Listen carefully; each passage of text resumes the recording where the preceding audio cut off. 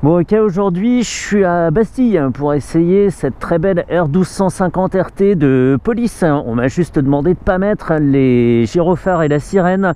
Non, je plaisante, ça c'est dans mes rêves.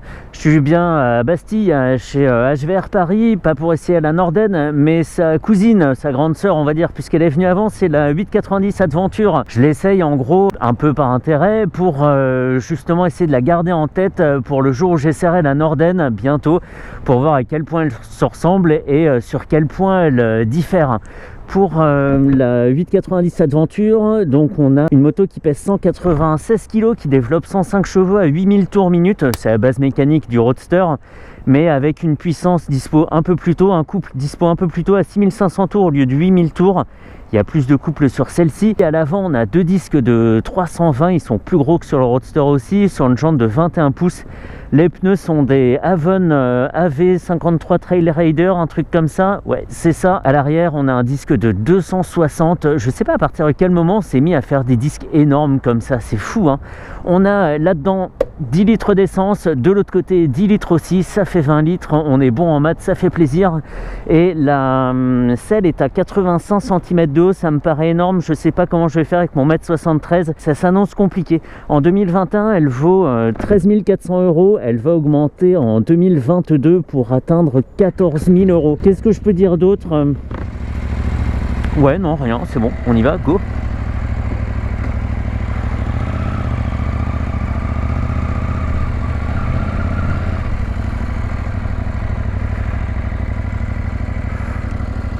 Oh, ça mord fort à l'avant, on va essayer de pas se bûcher.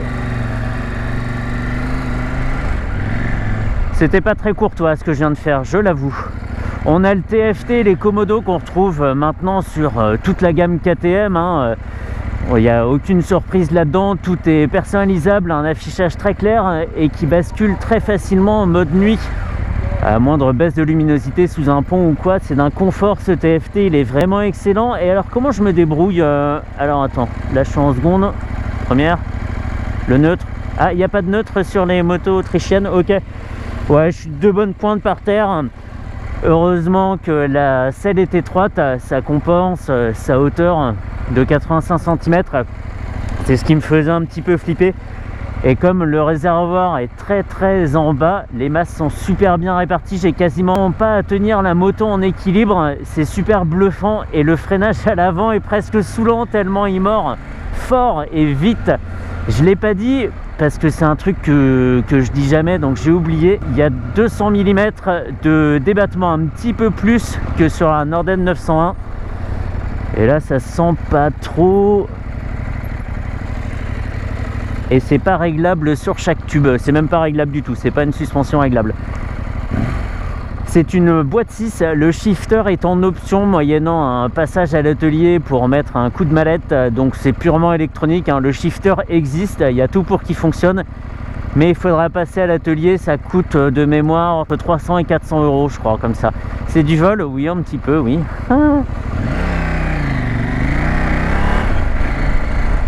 Voilà, la pêche, je suis en mode quoi là? Ah, j'ai plus d'essence. Réserve carburant, normalement j'ai de quoi rouler un petit peu. Merci.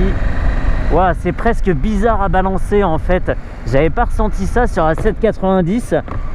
Il y a du poids en bas, ouais. Et en même temps, c'est drôle parce que je dis oui, le poids est bien réparti, machin, j'ai pas d'essence.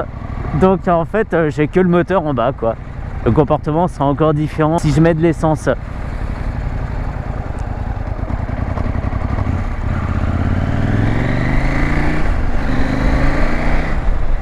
Ah, c'est à la pêche quand même, hein. Elle se cabre un peu, on sent vraiment la fourche se détendre.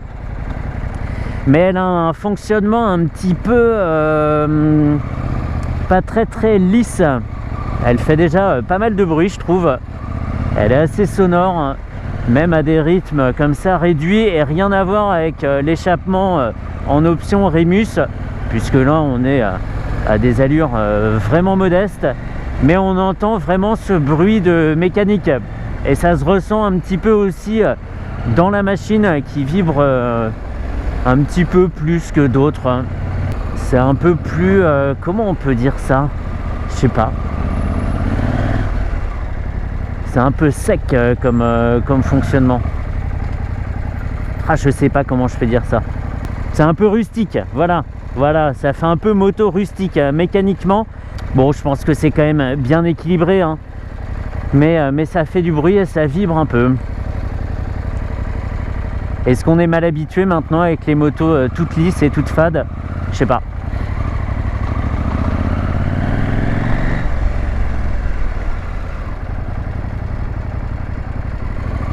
Sinon ça s'emmène bien, il n'y a pas de problème. Heureusement qu'elle est étroite, ça me permet d'être un peu plus serein sur l'appréhension de la moto avec les genoux. On n'est pas évidemment sur une grosse 1290 ou sur une grosse 1250 GS. Là on est sur un gabarit légèrement supérieur à la 390 et je dis bien légèrement, hein, elle fait vraiment pas beaucoup plus grosse que la petite 390 et c'est pas mal, sachant qu'on a évidemment énormément plus de puissance. Celle-ci est en 105 parce que c'est une full, mais elle est aussi dispo en 95 bridable 47 chevaux et demi. Donc c'est bien, ça a la main à portée de quelqu'un qui voudrait une moto assez cossue pour envisager des voyages. Donc ça c'est bien. On a une moto un peu plus grosse, donc un petit peu plus routière, hein, que la 390, mais toujours en A2. Donc c'est pas mal. Et puis en termes de finition, c'est nickel, hein. On a ce petit guidon siglé KTM, des pièces vraiment très propres partout.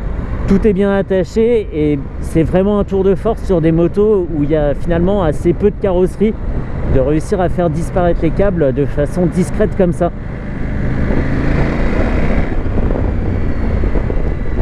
C'est souple, hein.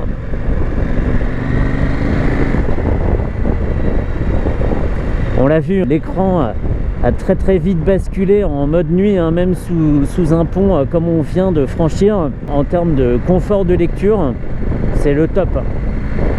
C'est vraiment le top. D'après ce que j'ai pu observer, hein, puisque les deux motos étaient côte à côte, la Norden a un peu plus de carénage. On n'a pas ce trou entre le phare, le tête de fourche et le reste du carénage qui habille le faux réservoir. On a donc un carénage continu un peu plus large. Par contre, la bulle est plus basse et un peu plus large.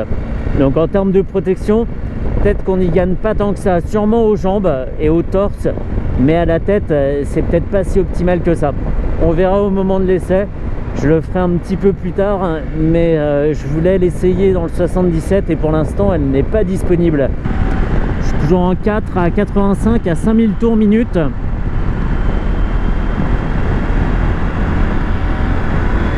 Et c'est parti. Ok, là le couple arrive.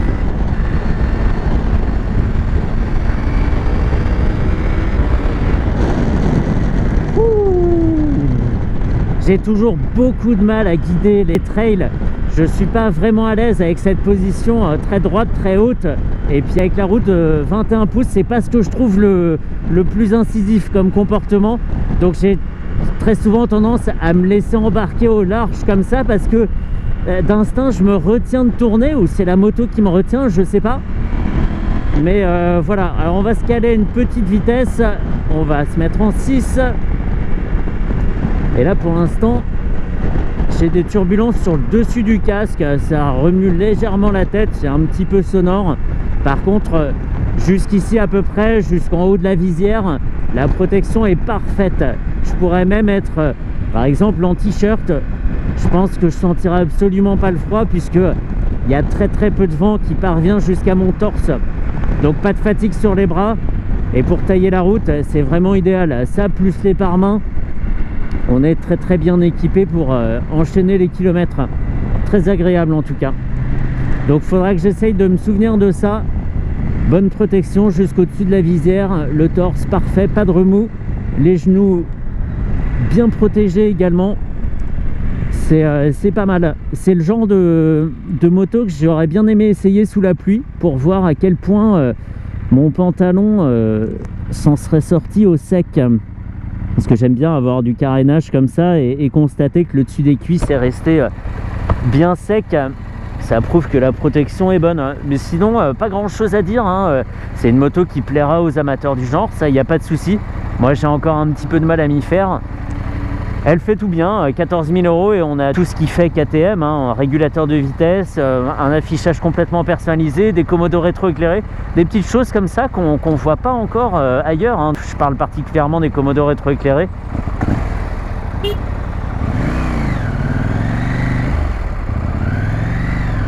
Donc sur certains aspects, on est au-dessus de ce qui se fait ailleurs, hein. Vraiment très bien.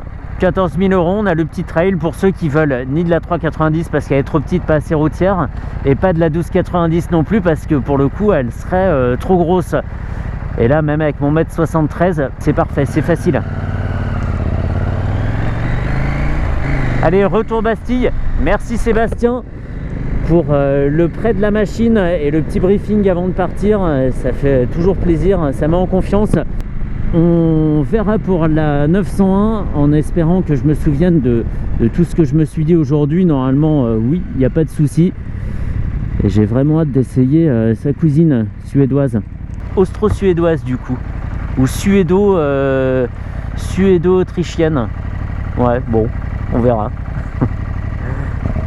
Allez, insertion. En espérant que je me fasse pas embarquer au large. Et puis après, on rentre maison.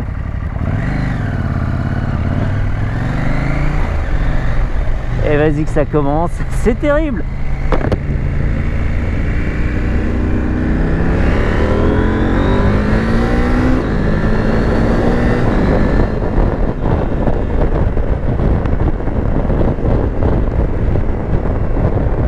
Ah, celle-ci elle shifter, tiens. Parce que depuis tout à l'heure je passais les rapports à la volée, mais en fait ça sert à rien. Oui, je l'avoue, oui. Bon, ok, on peut en rester là. Bon produit, hein, il n'y a pas grand chose à dire. Elle reste maniable. C'est vraiment moi qui ai du mal avec la route 21 pouces et cette position très en hauteur. Elle se conduit normalement. Attention au mordant, mais ça c'est toujours le cas chez KTM, même sur les motos sorties de la boîte. Le mordant des freins est instantané. Même avec les plaquettes parodées, ça mord tout de suite très fort et ça peut réserver quelques surprises. Voilà, qu'est-ce que je peux dire de plus? Pas grand chose, hein, vraiment pas grand chose à dire de plus. Mais ça démontre le sérieux du produit aussi.